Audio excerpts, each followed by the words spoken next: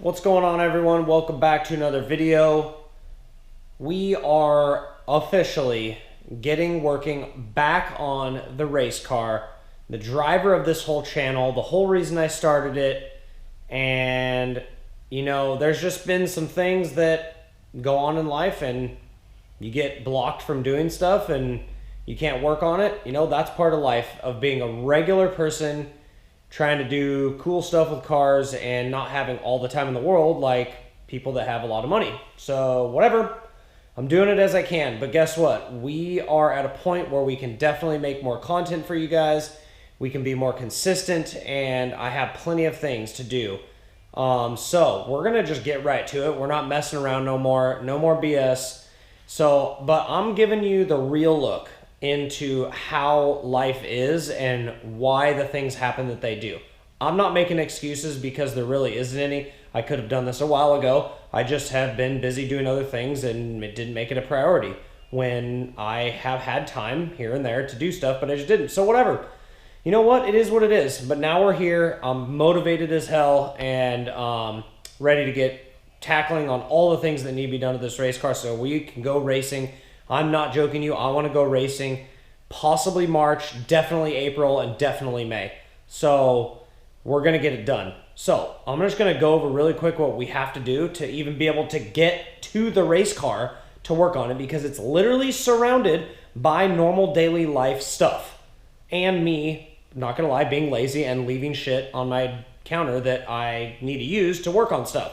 So we're going to get that all cleaned up, get it all put away, all organized before we start digging into this, so we know what we're doing and we have the space to do it. So as you can see, we're going to start on this side.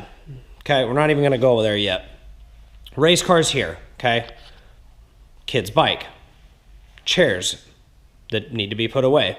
A vacuum, not where it goes. A box, another box, more boxes, just stuff, right? Like, that's cleaning supplies. The cleaning supplies don't go in there. They go in the damn cabinet. Gonna put them away. Box of rags. That's dirty. That's fine. Just needs to go where it goes. SI parts, stock intake stuff. Got to find a spot for that. But like, look, can't even open the hood. All of this stuff was against here. My wife has a side business, does some cool stuff, makes custom hats. She's got that all laid out. I have provided all of these shelves for her and all this space. So this is all of her stuff. All of this was blocking that. She's got some stuff going on soon, so I had to move it. But I didn't have any spot to move it to except freaking 3 feet away. But guess what? That's not where it goes. And it doesn't need to stay there. We're going to put it somewhere and get it taken care of. Old kids' clothes that we're trying to sell. My old Xbox that I'll probably never play again, which sucks. A 3-drawer drawer thing that I'm not even going to use. Like, just stuff. Look at this. Towels, just stuff, you guys. Like, this is normal life. Like, this is nothing new. A bag of bubbles. Like, if you have kids, you just have bubbles and random shit everywhere. Butcher paper. That's not part of mechanic work, okay? That needs to go. Look at my counter. This is real, guys. I'm not even trying to hide anything. I'm not a messy person. This has just been out of sight, out of mind, like whatever, and I haven't been working on anything, so it's just stayed up here. Oil change for the SI. The freaking clutch thing that I still haven't drained from when I did the NSX in the last video. Paint. Battery thing that get put away. My drills are out. The saw's on the ground. The basket of other random tools. Stuff on the toolbox. Can't even open the drawer. Dude, we're going to get it. This is how it is. This is it. Okay?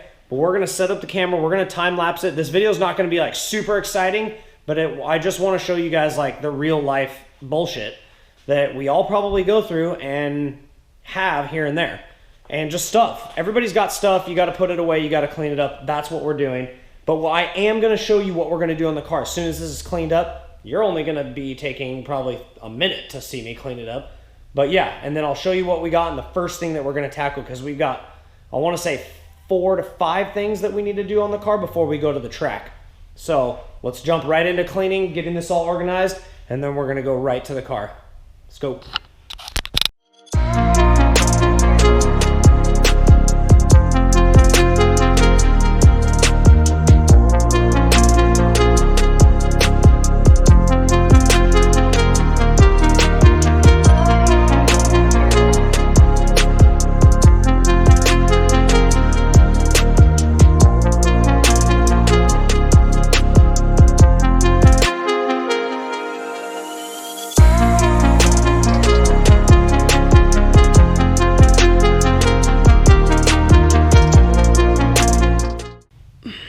Okay. That's a little good start to it. Got this whole area cleaned up by the hatch. Donation bag. Car seat goes back in the wife's car. So that technically doesn't go there. I just didn't want to put it in there right now. So, got this whole area cleared out. This is our car, that's car parts. I'll tell you that in a minute. I have a storage shed that I built out in the back corner behind the garage, right behind this wall right here. That is got a storage rack in it. It's pretty good size. I think it's like a 12 by 8? No, 10 by 8? Yeah, it's 10 by 8, so it's right outside that wall. Organized it right now, off camera, put those bins, got rid of that stupid 3-tier drawer thing. It's been in here for like 2 years, never gonna use it, it's gone, see ya. We got a couple tables down here, we'll move those, they go over here, and then we get to tackle the real section that really matters. So literally, I just had to do all that work. I vacuumed the floor and stuff, it was bad, just to get access to the car, you guys. Like, that's just the stuff we're dealing with here. So, but just because you haven't seen it in a while, and neither have I, there she is. There's the unit. Chilling, ready to be absolutely driven to its limit, but haven't been able to do that. So yeah, probably dead battery. Oil needs changing, lots of stuff to do. Okay. Let's go ahead and move over to this section. Once we get this organized up, all the shit goes back in the cabinets and stuff. Like, it all has a spot. I just have been lazy, guys, whatever. Get all that cleaned up, and then we're going to get right into, I'll show you the first parts we're going to work on, and we're going to, I don't know if we'll necessarily start doing it this second, but we're going to get under the car, and I'm going to show you everything that needs to be done in detail, and then we're going to hit it.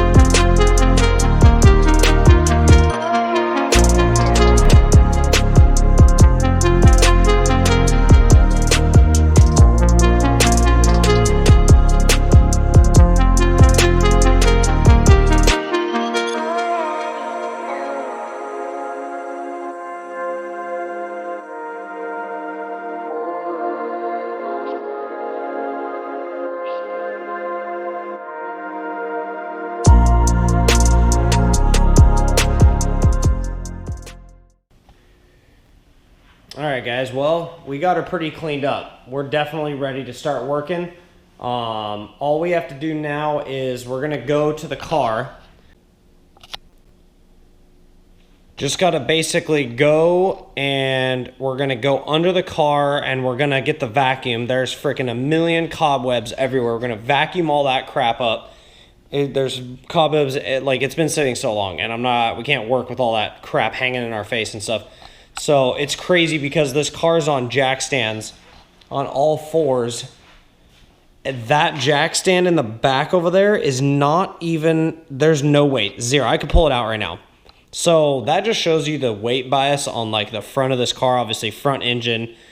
The thing's gutted, so there's no extra weight in the back. The only weight you have back here is the fuel in the tank. Like it's just a shell, there's no weight. So that's why we got a big wing on the back that got installed a long time ago to give it some serious downforce at speed, which definitely does its job. But laying under the car with very little weight on the back, I'm a little worried that when we empty the fuel out and drop the tank, that it's going to want to even teeter more forward because you have all that weight gone. I mean, it's probably got a 3/4 tank full of fuel right now. Nasty fuel, I might add.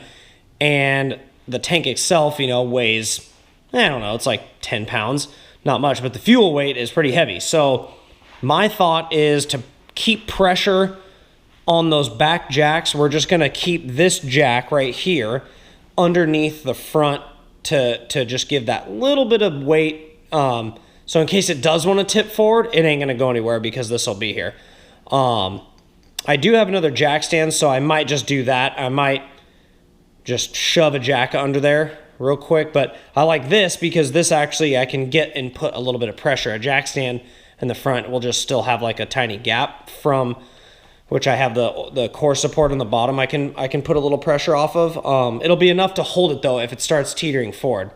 Another thought I had to add and keep weight on the back, I've got my gym over there, all my gym stuff. I could go grab like 2 45-pound circle bumper plates that I have, and I could put those back here. There's the rear tow hook, and I could put a strap down to it. So I may do that just to lock everything in, because there's a lot of weight up here and there's almost no weight back here. So I'm gonna take you into the car and show you guys exactly what we're gonna do. So first thing, it'll just be a video by itself. The next video, right here we have a brand new gas tank, okay?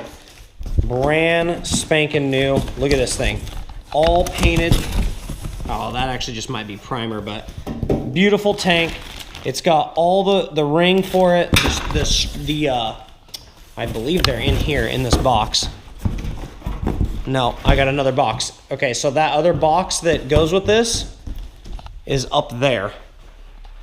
And I'm not gonna pull it down, but those are the straps for the tank. I got new straps, new tank, new lock on the top for the pump, and then basically everything that goes along with the pump. I have a new sock filter that I got for the bottom of the pump because I guarantee that thing's nasty. I got a new inline filter for the hybrid racing inline filter that came with the fuel line kit that came with, like, it's for swapping an EG with K20. So we're gonna have brand new gas tank. We're gonna have, so new gas tank with new straps. I didn't get a filler neck. I'll inspect it when I'm down there. If it's trash, it's probably fine. I'll get a new one, but new tank, new straps, new sock filter for the bottom of the Walbro 450, and a new inline filter. And then the other fuel thing I need to do is I need to take the fuel injectors off, and I did find a place locally. I don't think it's too expensive. I want to get the injectors clean. I would love to just upgrade. I just don't have the money for that right now. So we're going to run their stock K20 Z1 injectors. I had it tuned originally on those, and it made 253 to the wheels. So I don't think we necessarily need bigger ones because we don't have any internal upgrades whatsoever. We're literally completely bone stock motor, just with full bolt-ons, and then that tune, of course. I think I'd probably be able to get a little more power out of it and maybe a little bit more tunability with the bigger injectors, because I do have a good pump. 450 pump on a stock K20 is pretty good size for that. Like, it's probably more than enough. So if I have that bigger pump with some bigger injectors, I could get a little more power out of it most likely, but it's fine. 253 to the wheels in a 2,000-pound car is decent, let me tell you. So let's go into the car and I'll show you guys what we got going on, and that's probably gonna do it for this video. Okay guys, so we're under the car here. As you can see, I got my handy dandy light. Thing's pretty legit. Oops. There we go. So I'm just gonna show you what we're working with. You guys can totally see it. Look at the cobweb fest. It's a joke. It's everywhere. Look at that. Oh, there's a damn nest in there. A fucking spider baby's crawling up my ass. We got our wrapped header still looking nice. Oil pan up there. So we're just gonna vacuum all this off, and then we're gonna head back here to the tank. I would love, what I'm gonna do too, after I'm done doing the tank, I'm gonna jack the car up like this outside, and I'm gonna pressure wash the living shit out of it. So, and get it back clean again, because it's just, I mean, it's super dirty and dusty. I don't really care for that. But guys, look at this shit. It still isn't touching this jack stand. I put a, you can see back there, I put a 245 pounds. That's 90 pounds in the back. But that jack stand has a lot of weight on it, so it's kind of interesting. Not really sure why that side's touching. I don't know what's heavier about that side, but yeah, I mean, even back there on the control arm, it's cobwebs and shit everywhere, you guys. So we're gonna clean that up real quick, and then I'll show you the gas tank and what we're working with. All right, guys. So we're up under the EG. And so there is your gas tank, right? That's the gas tank on the EG. I mean, I was looking over it right now. It's pretty self-explanatory. And what's really dope is I read and found that there is a drain on this. I was like, God, do I have to siphon that shit out the gas door? But nope. I'm sure it's going to be hauling ass as soon as I get out. So I'm going to have to get a big ass pan. There's a good 8 gallons in there. So I think this is only a 10-gallon tank. It's like 13 maybe? Something like that. It's small. But I mean, look, you got the 2 straps right here in the video. You can totally see. Here's one. Undo that bad boy. Undo that. Then you crawl all the way in here. You crawl all the way over here. You got a bolt there that you undo. This is gonna be the shitty one, because I think I don't think you can access it. Oh yeah, it's right there. See it back in there? So worst case scenario, I had to take the exhaust off, take that fucking heat shield off. That goes all the way up there. That would really suck. Now, getting the exhaust out of the way might not be a bad plan, because I can have a lot of room to work. So, not really sure, but that's basically it. So, bolt in there, a bolt right there. Or, I'm sorry, right there. Yeah, this one right here, right there. And then I got to figure out what this is. That little unit's attached to the tank right there. I want to say that's probably just like a little bypass valve or something. Like, I don't really know. Maybe the fuel level? But I think the fuel level is the little float thing inside the tank. I don't know what that is. I'll have to read about it. But that's got a little 10 mil on top that holds that. Take that off. But those do unclamp right there, so maybe I could pull that off. For being how old these fuel lines are, they look pretty good. I really would hate to mess them up. Basically, that's it. You got your in-tank pump right there in the back seat. We'll pull that off first. That's the first thing we're going to do. Get that pulled out. Get all that disconnected. We'll get the tank out. And then that's pretty much it, you guys. In the next video, I'm going to just dive right into that. I'm just going to get straight to it. So we can just get moving on this thing. Other than that, that's probably going to do it for this video, you guys. I just wanted to really get all the space around the hatch cleaned up. I have a full workable area now. Everything's cleared out. So I can't make any freaking excuses anymore. Just got to do it. So that's going to do it, honestly, for this video. And next time we're going to dive right into the gas tank and all the fuel system upgrades, because that is the biggest thing. So to go over it really fast before the video ends, I got to do all this stuff because we dyno tuned it that one time video. You can look back in my videos and find it. We had issues the second we started dynoing it because this car that I bought, this shell, blown motor, there was only half of a D16 in there. The gas tank, the car had already been sitting at this junkyard for, well, it was like a tow yard for like 5 years. Then I got it, blown motor, I fixed it, I got everything done and got the K20 swap in it in about a year, and then fired it up. I added a little good fuel, but I never drained the old shit, and I probably should have. Put new fuel in, I got it running, it was running fine, went to tune it, it immediately clogged the Hybrid Racing inline fuel filter, because once I started finally running it hard versus just like putting it up and down the street, it clogged it because there's all that crap that's been built up in the tank. So got it tuned. They pulled the inline filter off and bypassed it, which probably wasn't a great idea, but it tuned, and it tuned great. The tune was great. It was clean. Air to fuels were great. But that was only, 10, 15 pulls in the car. Well, the first track day I take it out to, which was another video you can look back on, it got about through almost the whole day of tracking.